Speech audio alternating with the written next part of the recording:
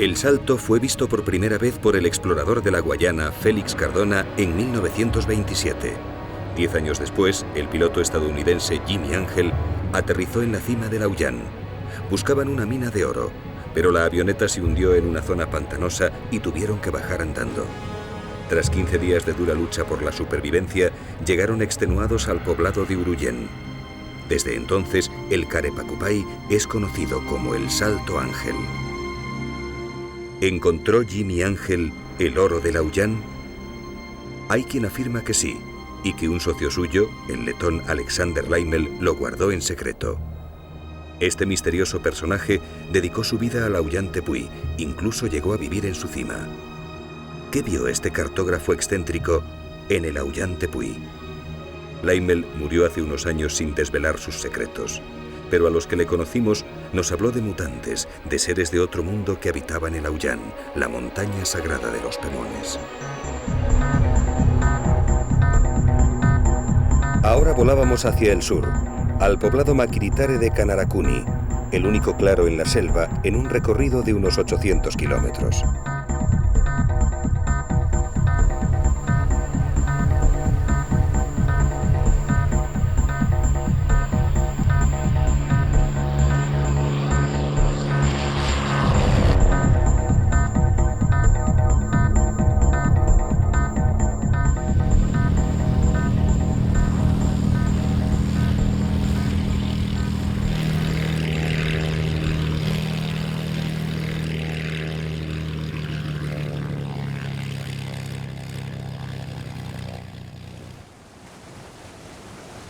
A una hora en canoa por el río Canaracuni, tuvimos nuestro primer encuentro con los Sanema, un grupo nómada escindido de los Yanomamis, el pueblo feroz, como los bautizó injustamente el antropólogo norteamericano Napoleon Shannon.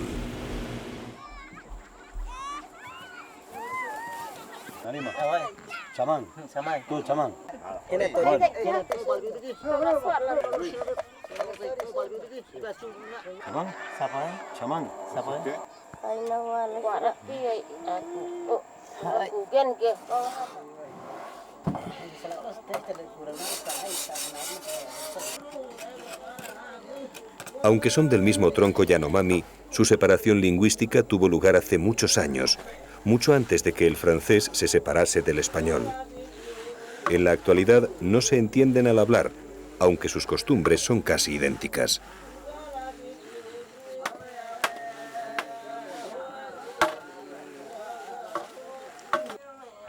Los Sanema abandonan sus poblados cuando la caza se retira. Se trasladan a una zona lejana donde puedan capturar con más facilidad sus presas favoritas, los dantos o tapires y los vaquiros, una especie de cerdo salvaje más pequeño que el jabalí.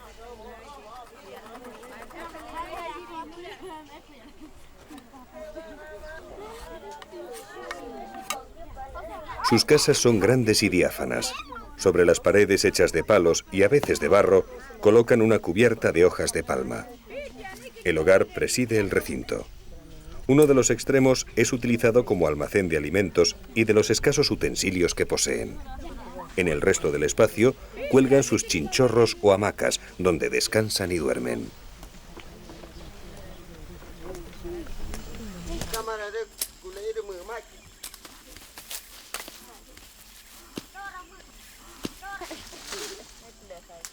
Aunque cazadores, también realizan algunos cultivos, fundamentalmente de plátanos y mandioca, que junto a las proteínas que obtienen de la caza y la pesca, complementan su dieta alimenticia.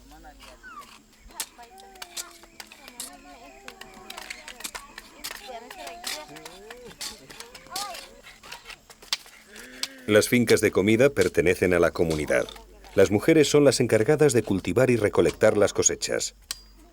La mandioca es un arbusto de la familia de las euforbiáceas de 1 a 2 metros de alto que desarrolla unas raíces muy grandes en forma de tubérculos carnosos. Son de gran poder alimenticio por la cantidad de almidón que contienen.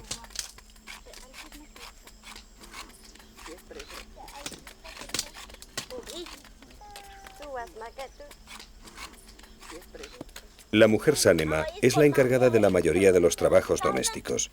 Recolecta frutos y leña en el bosque, cultiva, cocina y cuida de los niños más pequeños.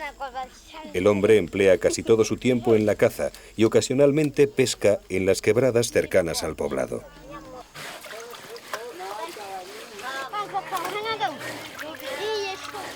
Una vez extraídas, las raíces de mandioca se lavan y se rayan frotándolas contra estos rayos de finas puntas metálicas. Hace unos años, un avión de C-3 se estrelló en el río a poca distancia del poblado.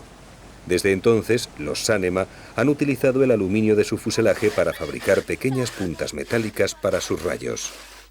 En ocasiones, sus vecinos yecuanas, como también se llama a los maquiritare, llegan hasta aquí en sus canoas para comerciar con los Sanema. Cambian barreños de plástico, machetes, rayos, sal y tela roja por pieles, carne ahumada y pescado seco.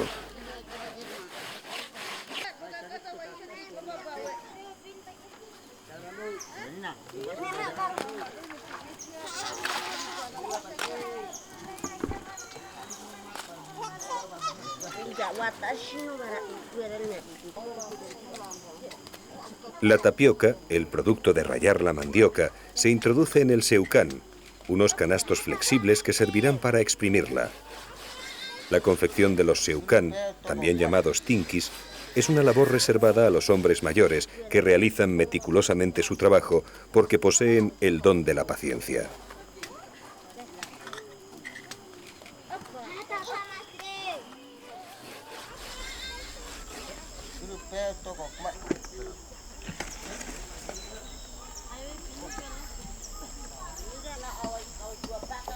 El jugo de la mandioca contiene ácido hidrociánico, que es muy venenoso.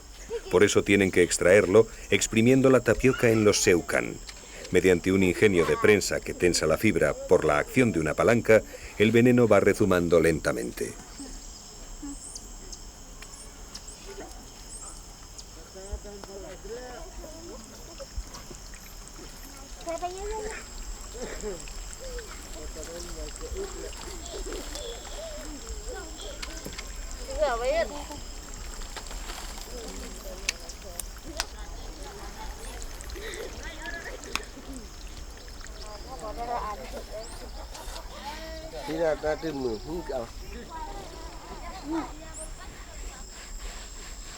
Son adictos al tabaco. Lo mismo hombres que mujeres adquieren un aspecto brutal al acoplarse una gruesa mascada de tabaco entre el labio inferior y la encía.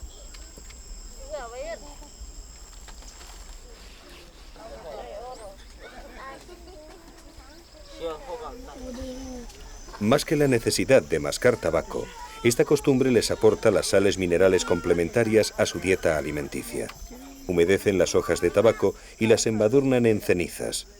Poco a poco van moldeando la mezcla hasta conseguir un rulo prensado que se introducen en la boca. Como tantas otras cosas que son comunales entre los Sanema, las mascadas de tabaco también se comparten. Viajan de boca en boca con la mayor naturalidad.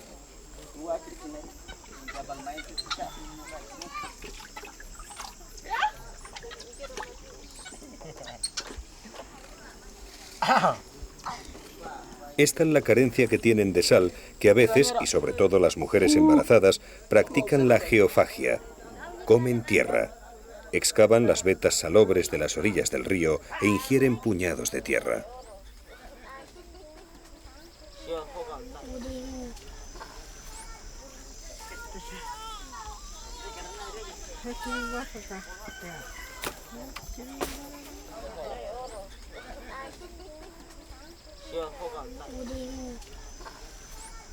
Cuando la prensa ha extraído todo el jugo venenoso, la tapioca queda lista para hacer el cazabe, el pan de la selva.